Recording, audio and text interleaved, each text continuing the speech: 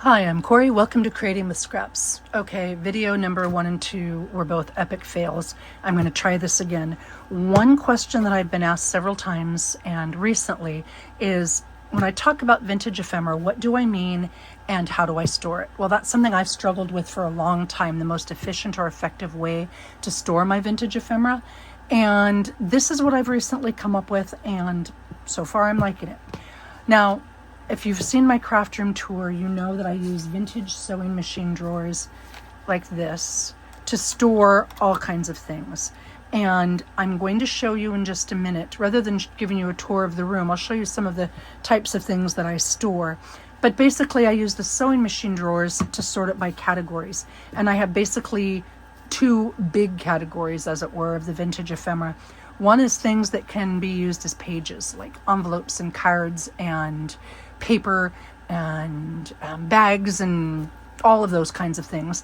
And I've got them stored. And then the things that can be put, so things that make pages and things that can be put onto pages. For example, like this drawer happens to be vintage letters. This is from 1951. I've got some from 18 something, 19, can't even see that one. But anyway, I have a sewing machine drawer filled with these. Now I've got a lot of different things and I'll go over them in a minute and it'll make sense when I do. But this is the way I store the smaller vintage ephemera by like, because I found when I had them all together, or in the booklet, I never used it. And I love collecting this old stuff and I love tucking them into journals, but I found that I wasn't using them nearly as much as I wanted to and that I can. So I'm trying this and seeing how well it works. And in just a few minutes, I'll show you some of the things that I have that I've collected and what are stored in these vintage sewing machine drawers. So hang with me one moment while I stick this one back where it goes, get it out of the way. Okay. The bigger paper pieces, that's for the smaller paper pieces. The bigger paper pieces, now this is just, okay, when I grew up, I lived in Petaluma, California, and we would drive over to my grandparents in Sacramento. And there's an Anheuser-Busch facility between the two. I don't remember if it's in Vallejo or Vacaville or whatever. And a while ago, I found this crate with Anheuser-Busch Budweiser, and I really love the Clydesdales, so I knew this was coming home with me. And let's see if I can open it up, and I don't know how well this will work. I'll show you some of the ways that I store and what kind of things I store in here. Now this is some longer, older ledger vintage paper. I think this is in a foreign language. And then I've got typing. All of this is antique or vintage. Specials like dates, themes, that kind of thing, specific. And so I sort it that way. These are simply plastic file folders, and that's just Sharpie so that I can take it off with undo if I want, or goof off. And this is receipts. It's got a snap closure on this side, and then I put a piece of chipboard back in here so that it doesn't mar up anything. And then I've got them stored in here like this. So receipts, primary, so school things, old report cards, books, ledger, attendance logs, that kind of thing.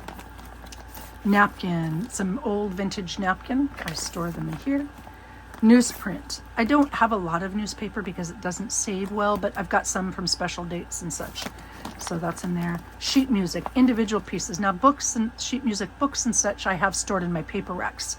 But once I've started to harvest it, or if somebody sends me a sheet or something, then I've got music in there. Here is ledger, and this is huge used ledger. So, this one's 1895. So once I've started to harvest it from an actual ledger, or if I get sheets of ledger, I store that in here. I've got a couple, and then this is what I call new ledger. That just basically means unused. It hasn't already been written on. Illustrations, foreign language, envelopes, old, larger envelopes that don't fit in that envelope bin, crumbly. Sometimes paper is so old that it just crumbles up and you have to adhere it to something else in order to be able to use it. Well, I've got a whole bunch of correspondence and such railroad stuff that I purchased from Patty Lang at Sacred Mementos. And I wanted to keep that separate because I have to use it separately. Other correspondence, letters, notes, bills, any variety of things along those lines. So correspondence, and I've got a lot of different kinds of correspondence, some of it on old typing paper, some of it old, this one's 1960, on a variety of things. Correspondence. This is computer paper, that dot matrix type computer paper. So I've got that in here.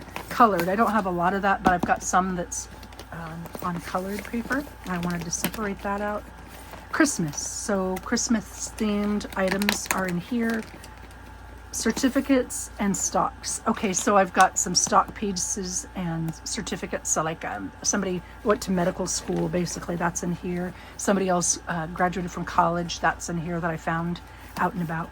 Catalog, old catalogs, parts catalogs like Sears Roebuck or J.P. Coates and Company. Botanical images, vintage botanicals. A lot of these are illustrated, but not all of them are. So I've got that category. Old books, like really, really old books. Not necessarily the crumbly ones, but you know, some just vintage book page. And then this is something I just recently started doing. When I'm putting together pages, a lot of times what I'll do, whoops, that was close, is I've got these vintage envelopes. And let's say I've got like one of each of these papers and maybe a couple envelopes or bags or whatever. Rather than sorting them all out, I've got them ready to go. So if I'm making a specific themed journal, I'll just grab one of these envelopes with paper in it, and then I'll add to it with whatever digital paper or book page or magazine paper or whatever that I want to add to it. And so far I'm finding this works pretty darn well for me. And the front says Anheuser-Busch, Property, St. Louis, Missouri. Like I said, really, really love this. So that's kind of what I'm doing. And I'm going to move this to the side and then I'll zoom in.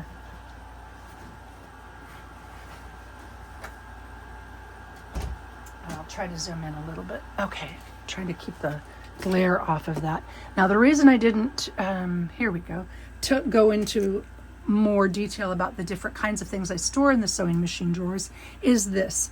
I recently was gifted, I was asked by Lori, and she has an Etsy shop called StL Finds by Lori. And she sent me this really sweet little package, thank yous, asking if I would share this on my channel.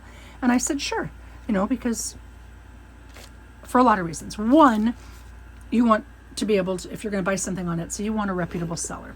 And two, not everybody has the ability or the location to be able to go out and buy the things that I have found at estate sales and antique markets and that type of thing. Well, she kind of finds and curates it for you. So you can purchase these things. Here was, like I said, a little thank you card, and it gives an idea. A book page, green stamps. That's one of the things I have in my sewing machine bins. Random cards, flashcards, I've got those. Playing cards, I've got those. Library cards, old photos. I have a whole bin of cabinet photos. Old greeting cards, I have those in my sewing machine drawers. Slide mounts. Yep, that's all this kind of stuff that she shares with you through Etsy are things that I store in my sewing machine drawers. Let's see. Oh, and so this was the package. So she sent me this, and it was wrapped in tissue paper that you can, I'm assuming all of them will come in tissue paper. And this is her site. I will link it below if I didn't already say that. StL Finds by Lori, and this is $17 on Etsy. So this is what you get for a $17 purchase. And I'm sure you have to pay for shipping also. So you can utilize the tissue paper, you can utilize the lace. And I had opened it on on the two other videos that I made to show you what it was, but you're getting a lot of things for your money. So this came a informational card, an old playing card, and then a shaped playing card. Plus, she put it in this little paper pouch that I can absolutely use in my Girl of the Limberlost journal, and I will. Little packet here with some vintage paper. It looks like some die cuts, Tim Holtz die cut, and maybe some more Tim Holtz Dragonfly and what have you die cuts. I'm assuming they're Tim Holtz. Maybe they're somebody different. Die cuts, and then fussy cut pieces is what it looks like. Maybe some stamped pieces. And this is just a little like goodie bag. Wax seal, bulb pins, looks like buttons, a charm, paper bits, fabric bits, newspaper, all kinds of little random bits. It's like tickets and tags and stuff. And then this envelope, you can utilize this envelope too and put it right in your journal. Journaling card that was a guest check. I again have a drawer full of guest checks. Little envelopes in different sizes, and some of my drawers hold those. This looks like a collaged journal card, maybe an old postcard. Bingo card. Looks like handmade tickets that she's covered. She's got blank ones and covered ones. Coffee dyed guest check. Vintage postcard. It looks like this one is unused. I'm assuming that some may be used as well. This is an envelope. Oh, this is cool. Maybe, you know what? I bet you she had stuff in there and I just took it apart. Yeah, see, here you go. Here's a dry embossed bag. Here's another style size of bag to put inside your journals. Glassine bag with some vintage postage stamps. More dry embossed paper, cardstock in different colors, different patterns. An envelope. Some of that stuff came in this envelope, so you could utilize the envelope as well. Some piano music or a cover on a piano. Looks like a loose button. Some napkins, some variety of napkins. Oh, those are all really pretty. There's what, 1, 2, 3, 4, 5, 6 maybe. Yeah, so some napkins. Looks like maybe that was in that bag. A doily, little bits of doily, different sizes, different styles, oval, circle, different sizes there. Here is a piece of eyelet fabric. Vintage lace with rickrack sewn like a belly band. Vintage ticking. I love the French blue ticking. Oh, I see. It looks like a journal flip. Fabric flip, excuse me. And some bits of lace, cotton lace, as well as acrylic lace. A paper ruffle. Looks like with some zigzag on the side. A couple sizes of zigzag. That leaf ribbon trim. Some doilies. A yo-yo. Gosh, who does not love a yo-yo? And then this really cute little fabric cluster with a button sewn on. So for $17, you get a ton of stuff, and that is all the kinds of stuff that I store, and along with vocabulary cards, tea cards, cigarette cards, calling cards, any of that kind of stuff are things that I store in my vintage sewing machine drawers. So there you go. For those of you that asked, let's see if I can come down a little bit now. Okay, I'm trying here to zoom in just a little bit. Okay, for those that have asked, I did have my second surgery last Wednesday, and I've got to be honest, it's taking a lot longer to recover than I thought it would, which is why I haven't put out another video. The next one will be bookmarks. I love bookmarks. Love, love, love them. Always have, always will. And I just feel like it's not a journal if it doesn't have a bookmark in it, because it's the whole purpose of a bookmark, to find your spot. So I started, and I was going to do 1 or 2 or 3 different ways, formulas that I use, that you can use, anybody can use, to make, regardless of supplies, to make bookmarks. And then I realized it's 5, and so I got sidetracked making more samples and that type of thing. And then darn Tracy, anyway, she got me all sidetracked. Tracy from Tracy Fox Creative has a Facebook group, and she does a monthly challenge. And this month for August, it was a zine, Z-I-N-E. And I'll put Tracy's links below too. I'm sure everybody here watches Tracy because we all adore Tracy. But if you don't, she has this on her Ko-fi, and it's free. So anybody can join in. It doesn't cost anything. I would encourage you to leave a little thank you, but you certainly don't have to. Not required at all. Anyway, it was a zine. She took 2 of them and she put them together, and she did a pretty basic, just kind of fold, trim, and glue model, and then she did one with a little bit more detail. And then in 2 more weeks, like this Friday and I believe next Friday, she's going to add bits to it. And it's nature themed. She told us it's nature themed, and it's really pretty. So I thought, I'm just going to put the zine together real quick. And then I got sidetracked because that's what I do. Squirrel. Okay, I have a girlfriend, Lisa, who sent me these squirrels, Curly, Larry, and Mo. They're little magnets, and they are the cutest little squirrels in the world, because that's what I do. I have an idea and I'm going to start doing something, and then all of a sudden I squirrel. So there you go. Anyway, the zine. So here's my version. Tracy's got more please check out her channel. Please check out the zine. And this is just kind of what I've done with it. Stamped the word observations, put some dried flour, pardon me. I used a rub-on, and then I sewed this. I just pre-poked holes and then sewed the number 60, observations at 60. And each page, let's see, do I have a tag or something? I've got to have something around here to, here we go. We'll just go like this to show you. So I just kind of got sidetracked. The pages come blank, but then I thought, well, I'll just put a little something. And then that way I'll be ready when Tracy does the next thing this Friday, because she's going to, I believe it's this Friday, she's going to have another one. But I put a journaling spot with a upper belly band and then sewed on some lace.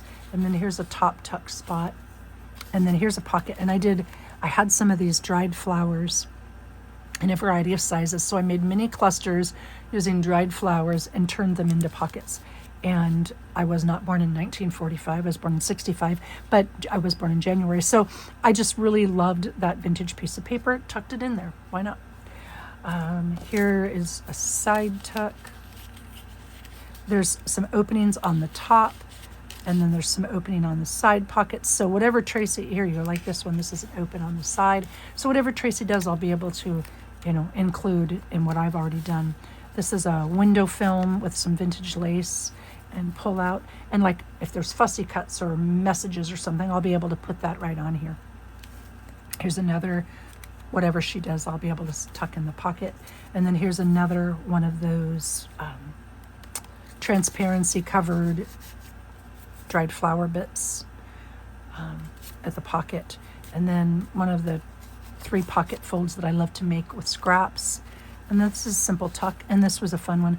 I had a few little itty bitty bits of vintage lace on my desk, and so I made a little cluster using that.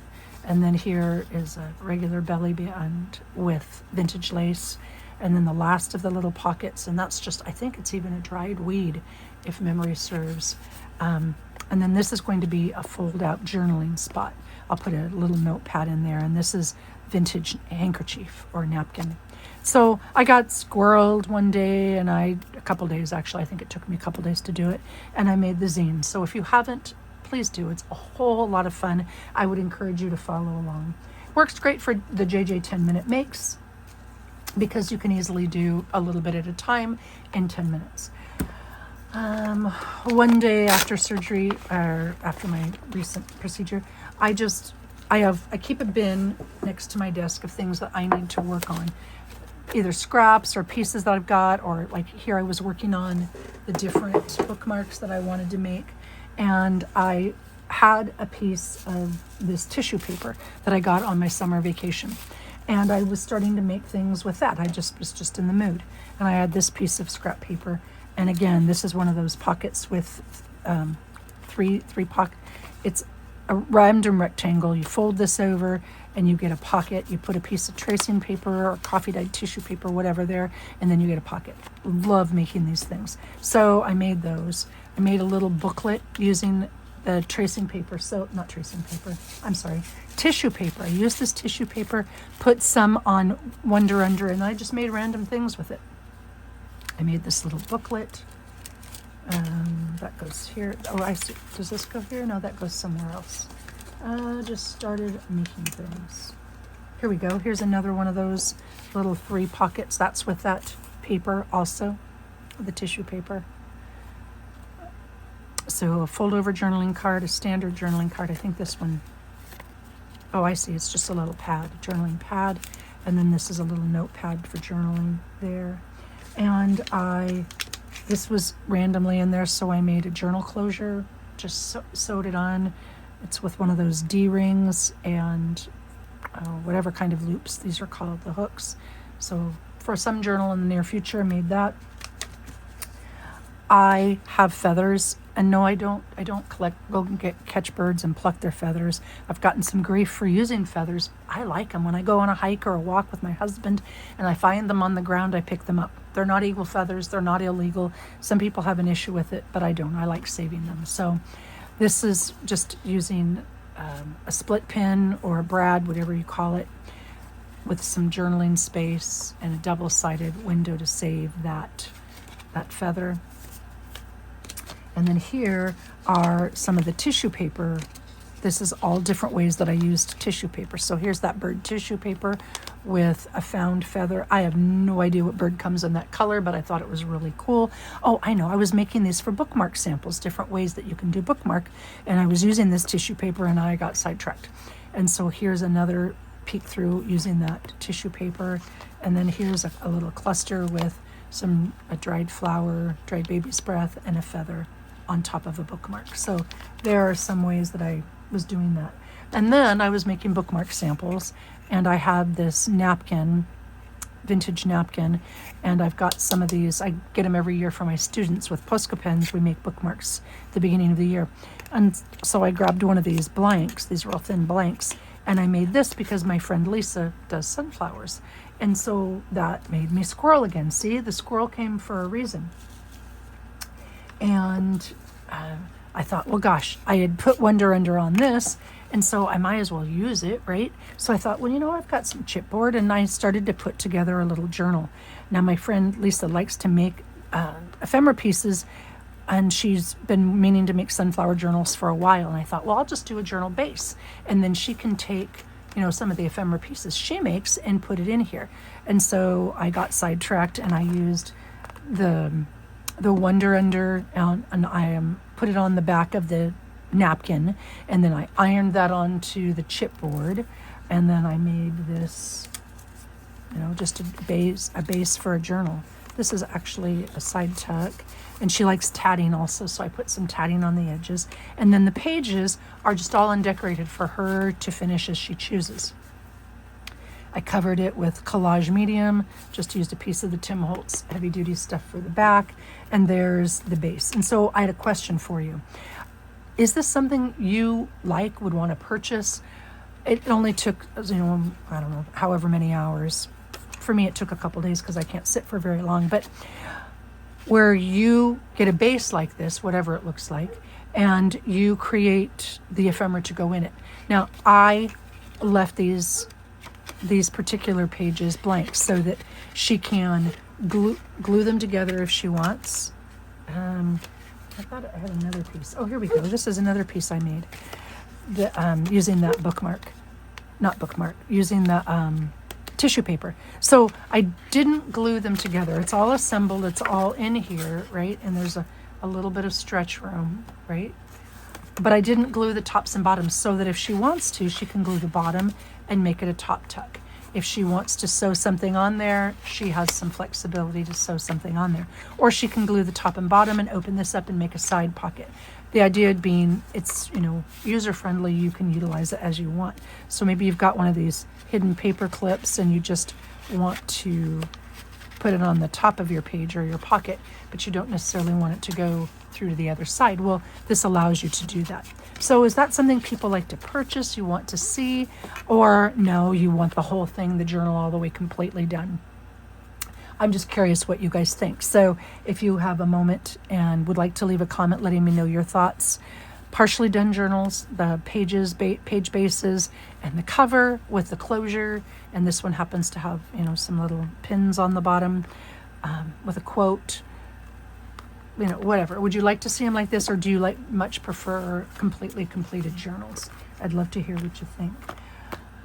And so I've got some little bits to send to her. Thank you all for your kindness, for the messages I've received, and the couple pieces of happy mail I've got wishing me well. I am getting better. It's just taking a lot longer than I thought it would.